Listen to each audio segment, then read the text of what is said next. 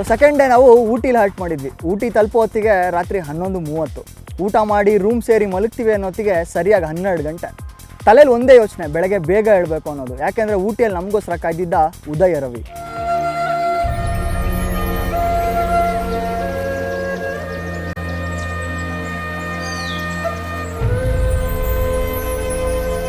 ಕೊಡಗಿನ ಸೌಂದರ್ಯವನ್ನ ಸವಿದ ಮನ ಹಾಗೆಯೇ ತೇಲಾಡುತ್ತಿತ್ತು. ಊಟಿಯ ಸೊಬಗನ್ನ ಸವಿಯಲು ಮನ ಕಾತರಿಸುತ್ತಿತ್ತು. ಮುಂಜಾನೆ 4 ಗಂಟೆಯ ವೇಳೆಗೆ ಎದ್ದ ನಾವು ಸೂರ್ಯ ಜಗತ್ತಿಗೆ ಆಗಮಿಸುವುದನ್ನ ನೋಡಲು ತುದಿಗಾಲಲ್ಲಿ ನಿಂತಿದ್ವಿ. ನೋಡುತ್ತಲೇ ಸೂರ್ಯನ ಕಿರಣಗಳು ಊಟಿ ನಗರವನ್ನ ಬೆಳಗಿಸಲು ಶುರು ಮಾಡಿದ್ವು.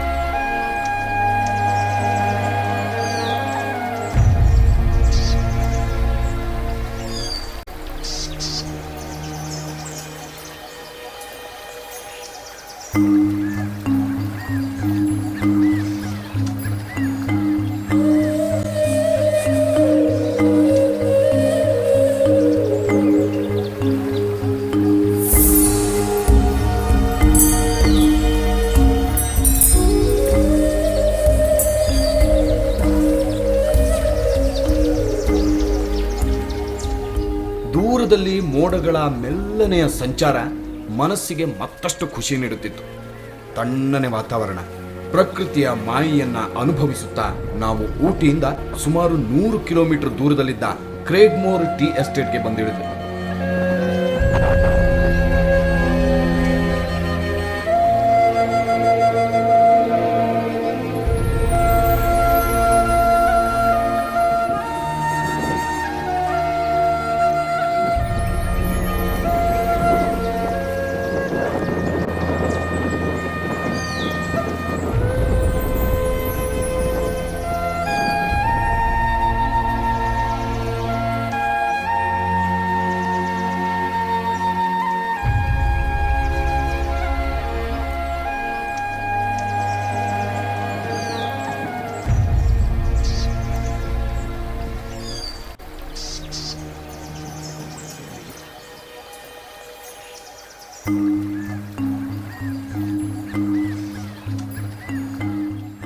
ಎತ್ತ ಕಣ್ಣು ಹಾಯಿಸಿದ್ರು ಟೀ ಗಿಡಗಳು.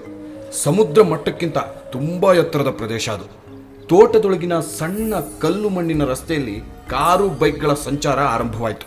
ಸೊ ಬೇಸಿಕಲಿ ಈ ರ್ಯಾಲಿ ಅನ್ನೋದು 2 ಕ್ಯಾಟಗರಿಯಲ್ಲಿ ನಡೀತದೆ. ಒಂದು ಎಕ್ಸ್ಟ್ರೀಮ್ ಕ್ಯಾಟಗರಿ ಹಾಗೂ ಇನ್ನೊಂದು ಎಂಡ್ಯೂರೆನ್ಸ್ ಕ್ಯಾಟಗರಿ. ಎಕ್ಸ್ಟ್ರೀಮ್ ಕ್ಯಾಟಗರಿ ಅಂದರೆ ಅಲ್ಲಿ ಡಿಫಿಕಲ್ಟಿ ರೇಂಜ್ ಜಾಸ್ತಿ ಇರುತ್ತೆ. ಸಾಕಷ್ಟು ಅಂದರೆ ಭಾಳ ಎಕ್ಸ್ಪೀರಿಯನ್ಸ್ಡ್ ಡ್ರೈವರ್ಸ್ ಇದರಲ್ಲಿ ಪಾಲ್ಗೊಂಡಿದ್ದಾರೆ. ಎಂಡ್ಯೂರೆನ್ಸ್ ಇದಕ್ಕೆ ಕಂಪೇರ್ ಮಾಡಿದ್ರೆ, ಎಕ್ಸ್ಟ್ರೀಮಿಗೆ ಕಂಪೇರ್ ಮಾಡಿದರೆ ಅಷ್ಟರ ಮಟ್ಟಿಗೆ ಒಂದು ಟಫ್ ಅಲ್ಲ. ಆದರೆ ಎಕ್ಸ್ಟ್ರೀಮ್ ಕ್ಯಾಟಗರಿಯನ್ನು ನಾವು ಇವತ್ತು ಕವರ್ ಮಾಡ್ತಾ ಇದ್ದೀವಿ. ಸೊ ಹಾಗಾಗಿ ಇದೆಲ್ಲ ನೋಡ್ಬೋದು ನೀವು, ಅಂದರೆ ಎಷ್ಟರ ಮಟ್ಟಿಗೆ ಕರ್ವ್ಸ್ ಇದ್ದಾವೆ ಅಂಥೇಳಿ. ಸೊ ಈ ಒಂದು ಕರ್ವಿ ರೋಡ್ಗಳಲ್ಲಿ ಗಾಡಿಗಳು ಚಲಿಸುತ್ತವೆ. ಸೊ ಹಾಗೆ ಕೂಡ ಅಂದರೆ ಕೂರ್ಗಲ್ಲೂ ಕೂಡ ಅದೇ ರೀತಿಯಾದಂಥ ಒಂದು ಕರ್ವ್ಗಳಿದ್ವು. ಹಾಗೆ ನಾವು ತಿಪ್ಟೂರಿನ ಬಳಿ ಡೇ 1 ಏನು ಶುರು ಮಾಡಿದ್ವಿ, ಅಲ್ಲೂ ಕೂಡ ಇದೇ ರೀತಿಯಾದಂಥ ಒಂದು ಕರ್ವಿ ರೋಡ್ಸ್ ಇತ್ತು.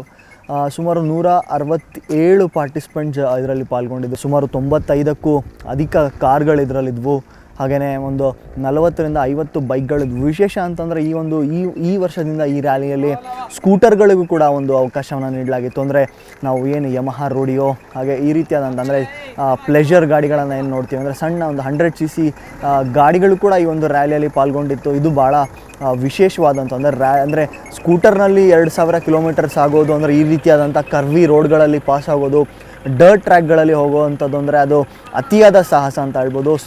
ಸೊ ಹಾಗಾಗಿ ದಕ್ಷಿಣ ಡೇರ್ ಭಾಳ ಒಂದು ರೋಚಕತೆಯಿಂದ ಸಾಗ್ತಾ ಇದೆ ಅಂತ ಹೇಳಿದ್ರೆ ಯಾವುದೇ ರೀತಿಯಾದಂಥ ಆಗಲ್ಲ ಅನ್ನುವಂಥದ್ದು ಇಲ್ಲಿನ ನಾನು ಕಂಡುಕೊಳ್ತಾರಂಥ ಒಂದು ಭಾವನೆ.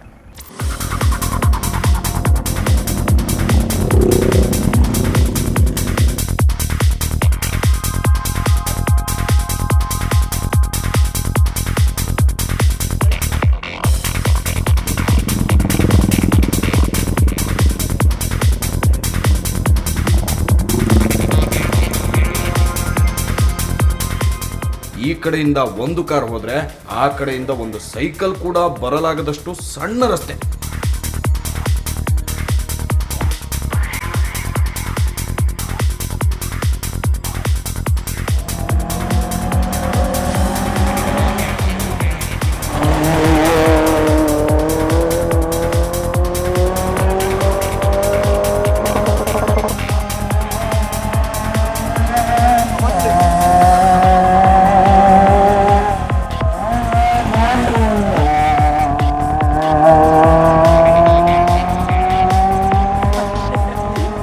ಎಷ್ಟೋ ಕಿಲೋಮೀಟರ್ ದೂರದವರೆಗೂ ಶಬ್ದ ಪ್ರತಿಧ್ವನಿಸುತ್ತಿತ್ತು.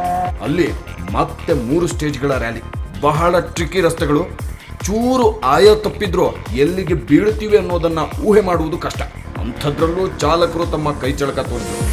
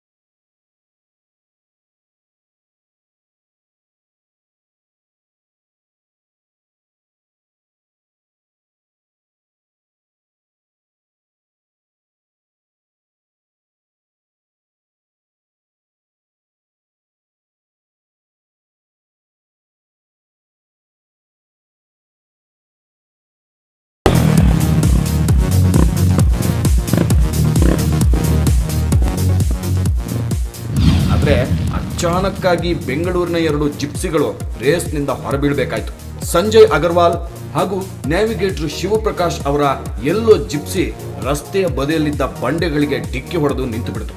ಹಾಗೆ ಧನಂಜಯ್ ಹಾಗೂ ನ್ಯಾವಿಗೇಟರ್ ಶಾಹಿದ್ ಖಾನ್ ಅವರ ವೈಟ್ ಜಿಪ್ಸಿ ನೀರಿಲ್ಲದ ಕೆರೆಯೊಂದಕ್ಕೆ ಉರುಳಿಬಿತ್ತು. ಎಕ್ಸ್ಟ್ರೀಮ್ ಕ್ಯಾಟಗರಿಯ ರೇಸ್ ಇಷ್ಟೊಂದು ಎಕ್ಸ್ಟ್ರೀಮ್ ಆಗಿರುತ್ತೆ ಅಂತ ಗೊತ್ತಾಗಿದ್ದೇ ಆಗ.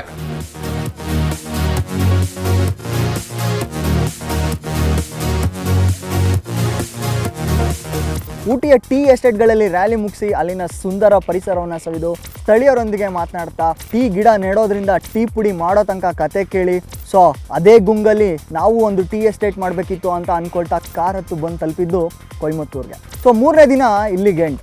ನಿಜವಾದ ರ್ಯಾಲಿ ಶುರು ಆಗೋದೇ 4ನೇ ದಿನದಿಂದ. ಸೊ ಇನ್ನು 2 ದಿನ ನಾವು ಎಲ್ಲೆಲ್ಲಿ ಹೋದ್ವಿ ಅನ್ನೋದನ್ನು ನಿಮಗೆ ನಾನು ನೆಕ್ಸ್ಟ್ ಎಪಿಸೋಡ್ನಲ್ಲಿ ಹೇಳ್ತೀನಿ. ಅಲ್ಲಿವರೆಗೂ ಚಾನಲ್ ಚೇಂಜ್ ಮಾಡದೆ ನೋಡ್ತಾ ಇರಿ ರಾಜ್ ನ್ಯೂಸ್.